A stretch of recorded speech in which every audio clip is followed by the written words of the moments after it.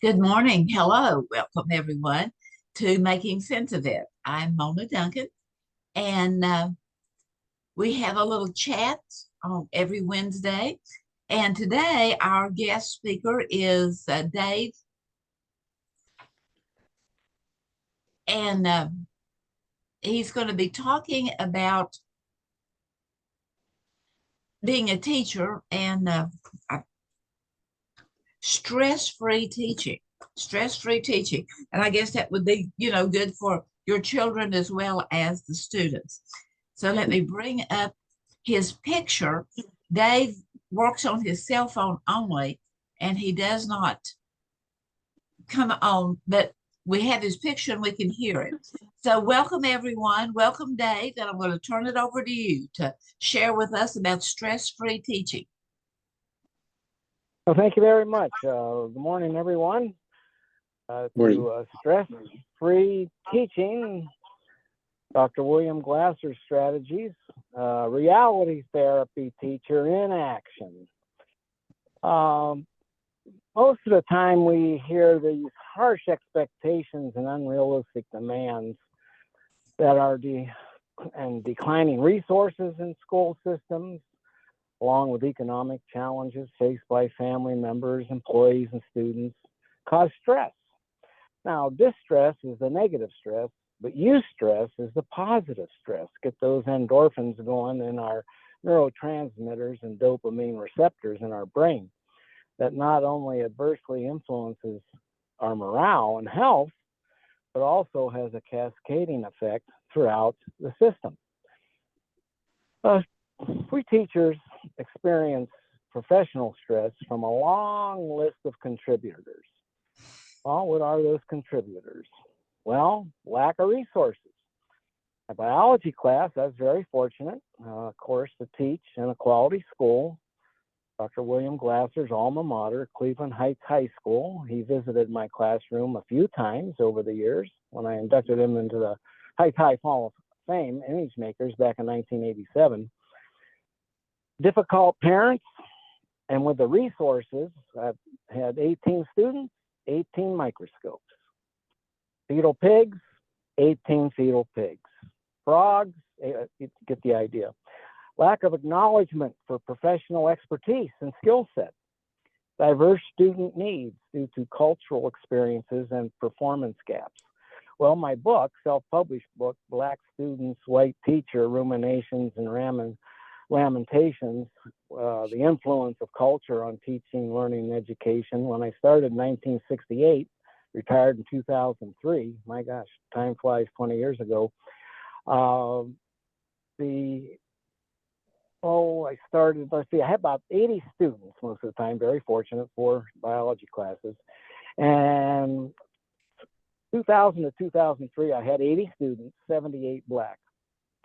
Poor behavior from students. Negative colleagues. Oh, there's a good one. We're fortunate in being isolated in a way where we have our students in our classroom and close the door. Unrealistic accountability measures from federal and state and local administrations. Well, tenured public school teachers didn't pay too much attention to unfunded mandates coming from especially the Ohio State Legislature. So, thinking about this, if Rip Van Winkle were to come back today, he would recognize only two places on planet Earth. What are those two places? Schools and prisons. As Mark Twain said, I never let schooling interfere with my education. Woody Allen, he was a good one. I went through school in the front door and out the back. Anyway, we have medical diagnostic errors. Like Cicero said, only a physician can commit homicide with impunity. Well, teachers is a little, but education diagnostic and prescriptive mistakes. Our factory model, assembly line, schooling, and learning, I'm glad to say, is not that prevalent anymore. There's engagement, Dr. Glasser's choice theory in the classroom, that's becoming much more prevalent. grading, assessment, evaluation. We'll talk about that in a minute, according to Dr. Glasser. But anyway, I don't know, you're sitting on a chair, rows, teacher in front, lecture, take notes. Gosh, by the time you're a senior in high school, you'll probably have hemorrhoids. Anyway, using stress busting strategies by way of Dr. William Glasser. Well, when we respond and react to stressful situations, the work of a classroom teacher takes intelligence, alertness, and stamina. When the level of stress becomes too high, we notice less, forget more, demonstrate unclear thinking, which impacts efficient planning and delivery of instruction, and have lapses in mental stamina. I like the mental hygiene that Dr. Glasser talks about, not mental illness, mental disorders, which we all have, but mental stamina, mental hygiene, affecting our ability to think quickly for long periods of time. The challenges in the educational environment are real. Veteran teachers and new teachers, induction year teachers, first, second, third year teachers need to be proactive in understanding and managing the stresses inherent in the profession. The strategies that Dr. Glasser provide can help us increase our awareness and take control by choice of your reactions and responses so that they can look forward to re-entering the classroom each day. So, reacting and responding to stressful situations. Well, there's a three-part situation here that we can think about. React, how do I cope and manage in the moment? Dr. Glasser's famous quote, the quality school teacher, managing students without coercion, the boss management, lead management, not boss dictatorship management. Generalize, how can I use this coping strategy to be proactive and extend to other instances? Maintain, how can I maintain strategies that promote my wellness in and out of the classroom? Therefore, what we can do by choice is, in science and biology, it's easy, but you can do this in any class, obviously. Kind of this compassionate engagement in relationships. Well, one way of doing it is delegate tasks. How many times have you stayed late to clean up, put away stray items, rearrange furniture, or go through piles of notes? Most of us would say too many times. We use precious time to do mundane tasks and help things look and feel nice, but aren't at the core of what we need to do. I always looked at it the medical model, the doctor, nurse practitioner approach. I was fortunate, had many student teachers and field experienced students because John Carroll University was just a couple miles away, and Dr. Glasser's brother Henry lived there. And many times he was in Mentor, Ohio, which is about 10 miles from me, at a touch of serenity. And he and Carlene would come in a few times. It was during the summer with Clyde, and we would have a seminar workshop. It was just excellent. But anyway, I would have students, volunteer or whatever. Oh, Mr. Hancock, lab assistants. They got the microscopes, dissection equipment and supplies, etc. And then after a while, word got around. After they were done, I gave, I had 3 lab assistants, usually, sometimes 2, never one-on-one. 2 or 3 lab assistants, I give them $5 right by their lunch for them. No law against giving away money. Principal said, "Hey, Dave, is there any law giving away money?" No. Oh, okay, fine. I'll thank you very much. But again, it wasn't illegal. Some think that, well, I had some colleagues that disagreed in that. But anyway, it wasn't a bribe, an intentional bribe, like Alfie Kohn's book, Punished by Rewards, problem with gold stars, A's, and other bribes. A couple other items in response to the question of stress. Here are some proven communication tips that can help us establish and maintain good relationships. Relationships. They ought to put that in the DSM, relationship disorders, and it's not there. Stay open and take communication from others at face value.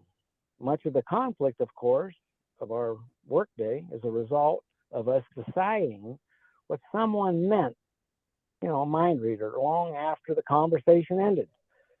Spare ourselves the angst and either go back and clarify what the person or take the words at face value. We have text, email, and phone calls. Very effective use of those. I used to call parents way back when in the dark ages when we didn't have any of these tech toys. Hi, Mr. Smith. This is Smith, Dave Hancock calling. What did he or she do? No, I wanted to call and say, Joe or James doing an excellent job. Excellent. Well, what's their grade? Well, I use Dr. Glasser's method from Schools Without Failure, 1969 copyright. And I thought of that. I go, what a great ungraded quality assignments. And in his reality therapy book, he mentioned a case about a student, Andrea, I think it was, in his reality therapy book, about evaluation, assessment, and grading. What's the difference among those three?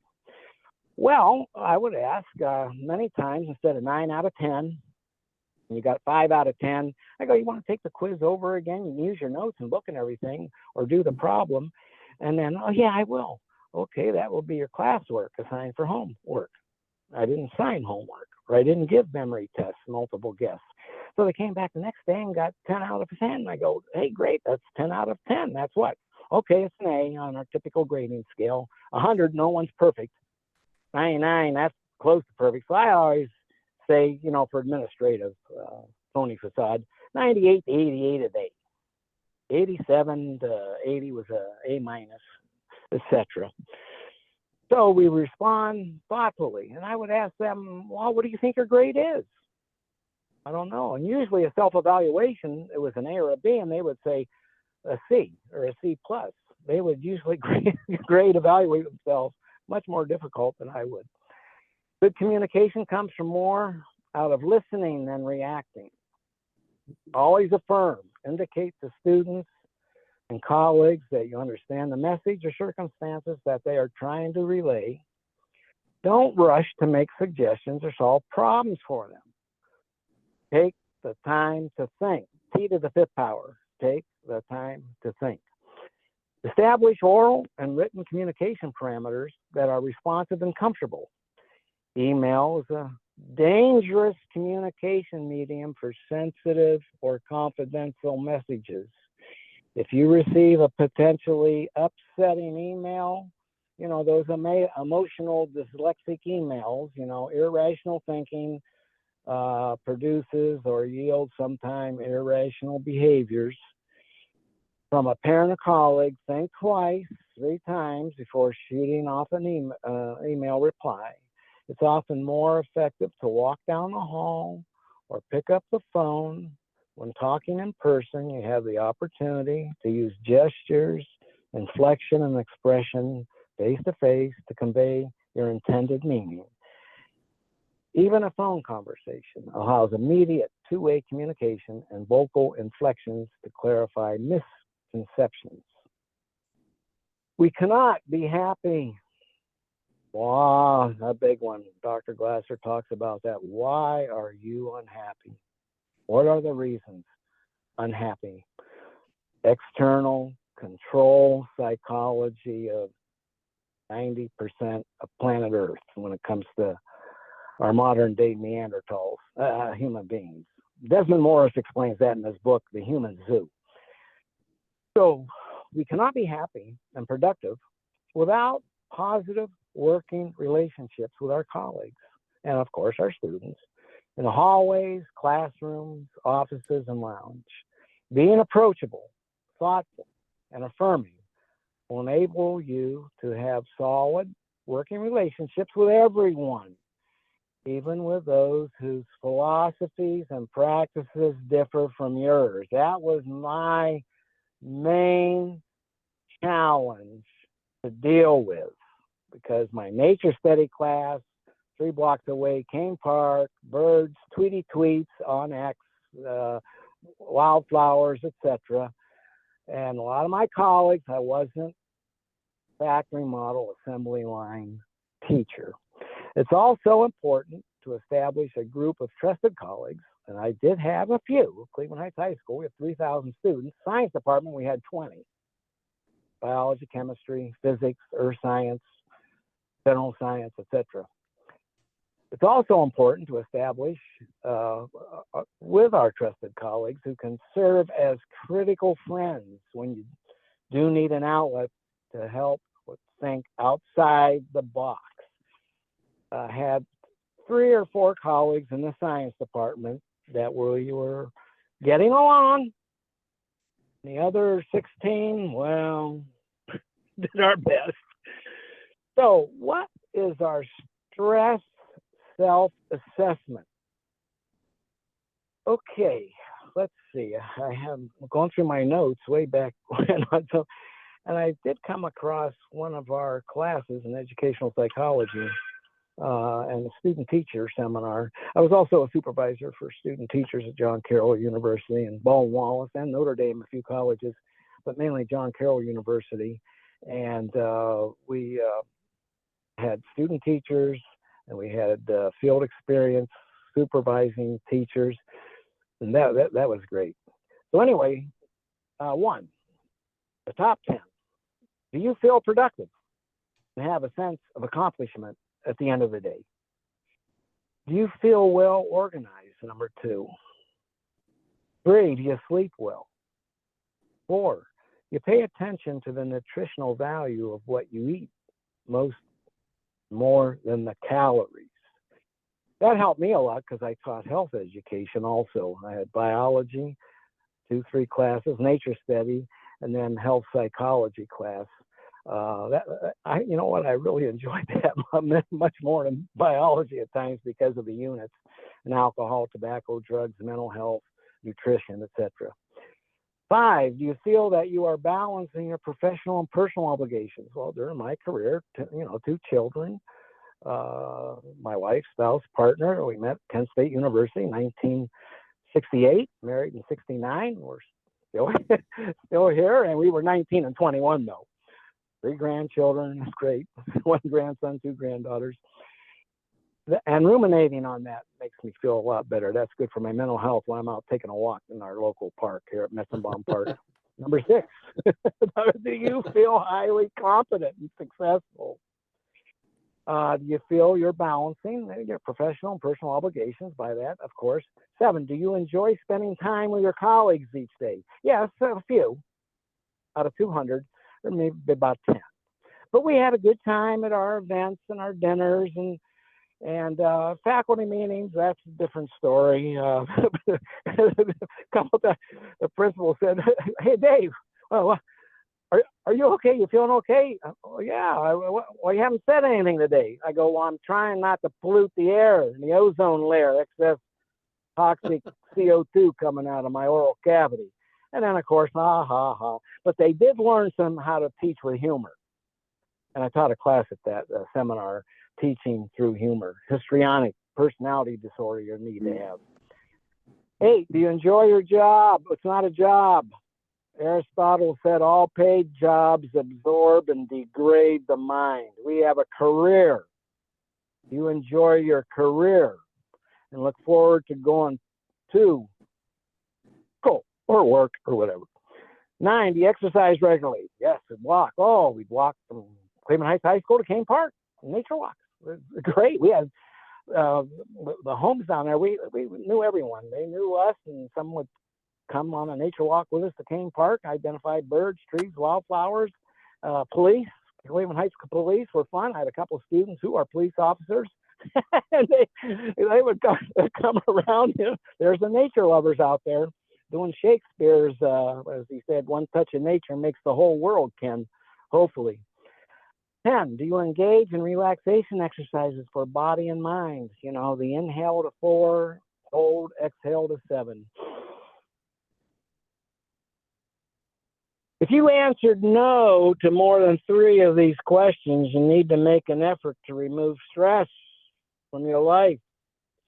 Choose 2 concepts to work on, perhaps one personal and one professional, that address your weakness areas. And we did have a professional development seminar that I was the lead instructor, and I had 2 colleagues and 2 students on the panel discussions on teacher burnout, which we don't want to happen. And then I have to admit, I'm not going to lie, I might fabricate a little bit, but yeah, I had to take sometimes a mental health day off, a personal day. Mr. Hancock, when I come back, please don't get that substitute again. Oh, really? Oh my God. You know what? I feel a migraine coming on. I think I'm going to be absent tomorrow. Oh, please. And, you know, disciplinary behavioral problems, I had just hardly any, really, because I didn't look at them as boss management and was able to do that. And the students, they, you know, I could leave the room for a couple minutes and they wouldn't even know I was gone.